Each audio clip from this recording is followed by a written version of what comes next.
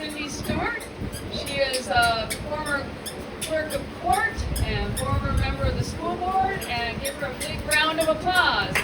Thank you. It's so good to be back here in Plant City. I love that y'all do this picnic instead of a library meeting on a Saturday. It couldn't be. It's cooler right now. It's not going to stay that way. And I apologize. I'm in shorts. I should be in pants, but I'm going door knocking after this, and then I got to go to a friend's funeral in Gibsonton. So traveling the county today in what is very expensive gas prices. But I'm Cindy Stewart. I am running for Hillsborough County District 7, which is countywide. I have been and represented Plant City for 8 years as your school board member. Thrilled to have been able to do that and bring a lot of really great programs from the school board. In 2020 of April, I decided that I really didn't like the landscape of who might be our next clerk of the court. The incumbent at the time, Pat Frank, asked me to step up and run for her seat. And I said, Pat, we're in the middle of COVID. How does that work? And she said, I know you, you're smart, you'll figure it out. And we did. So we beat that person who was running with a third of the money and no endorsements. So my first race for school board, I had no money and no endorsements. And I ran against a 12-year seated incumbent, who many of you might remember, Jack Lamb. And we beat him in that race. I am the only candidate in this race who has proven leadership, trusted stewardship, and I am a pragmatic and serious problem solver. So I find a way to get to yes, as long as it's legal. We'll put that disclaimer there, right? And that is my motto. That is what I've worked for the last 12 years as I have served you. I am not a politician. I don't play that game. I don't care what party you're from. If you want to go have coffee, let's go. Because there is something to be said for people who have differences and for people who are willing to sit down and have conversations. Some of my best friends are Republicans. My mother is a Republican, if you can believe that. We don't talk politics over dinner because it's not pretty. And I asked her respectfully, can you just please turn off Fox News while I'm here? There are a lot of big things that are coming our way, if you haven't noticed. Your ballot's going to be really full. Make sure you get to the end of the ballot, because there are some really important initiatives there that we have got to fight against. Property taxes, if that passes, big if, because it's 60% that has to pass.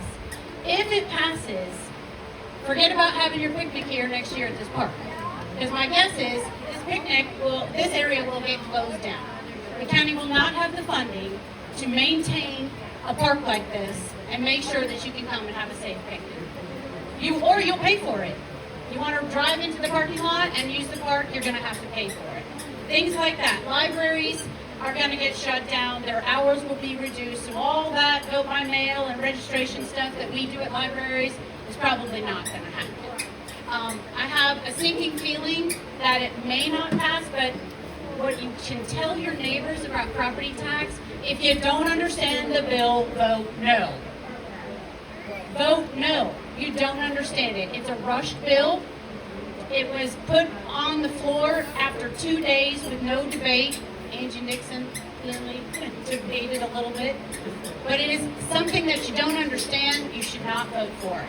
So I beg you, Bob Henriquez is making a tour around town explaining what property taxes what that bill will cost.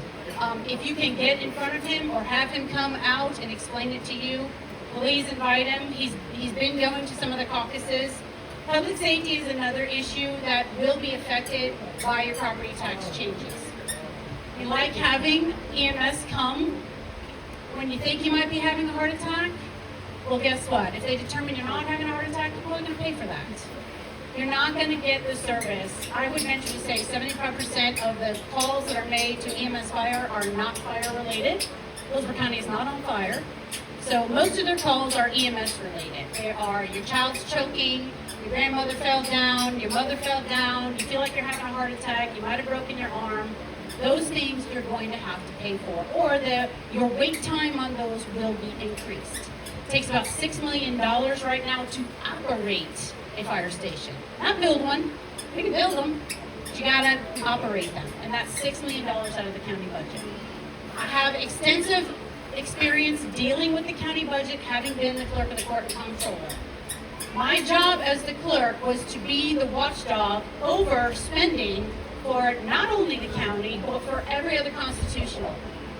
That is a huge responsibility. We ran the audits on every single constitutional through third party, but it is our responsibility as the clerk to do the audit, make sure it was done on time, get it to the state, and get the report out to the public. That report is available on the BOCC website, but if you look at the first couple of pages, it's all the clerk's documentation, and it's a letter from the clerk because that's who's responsible. I have spent an enormous amount of time working across the aisle, both as the clerk and as a school board member. One of the last projects that I did as a clerk was install digital fingerprint machines in the criminal courtrooms. That is a partnership with the sheriff. I called the sheriff, I said, hey, I know you have these at the jail, why don't we have them in the courtroom? We're having problems in the courtroom. I said, you buy the machines, I'll get them installed and deal with the judges and all the nonsense with the vendor. Finished that project after I left the office, and now fingerprints that follow you for the rest of your life if you're convicted in the FDLE are accurate and digital. Just one of the projects that I worked on. The other day I went for a tour at the Crisis Center of Tampa Bay and had the opportunity to talk to the staff there and the CEO, and remembered, they reminded me, because it's not something that I remember, that we installed computers right there that connect directly to the court system for victims and survivors to file the domestic violence injunctions versus having to come down to the courthouse. It was such a small thing on my end. I knew it was necessary, but it's something that we did to help those offices. But they were so appreciative of that they don't have to send their victims or their survivors all the way downtown to fill out a domestic violence injunction. So I'm not going to take any more time. I know there's more candidates to speak. I am here. I have literature with me. My name is Cindy Stuart. I will be on your primary ballot. Please encourage your family and friends and your NPA voters that you know are your family and friends. They can still register Democrat. Get them to register so that they can vote in the primary. We have to explain this to people. They don't know it. So thank you for your time. Have a wonderful day, and I'm going to have a hot dog now. Thank you so much, Cindy. Okay.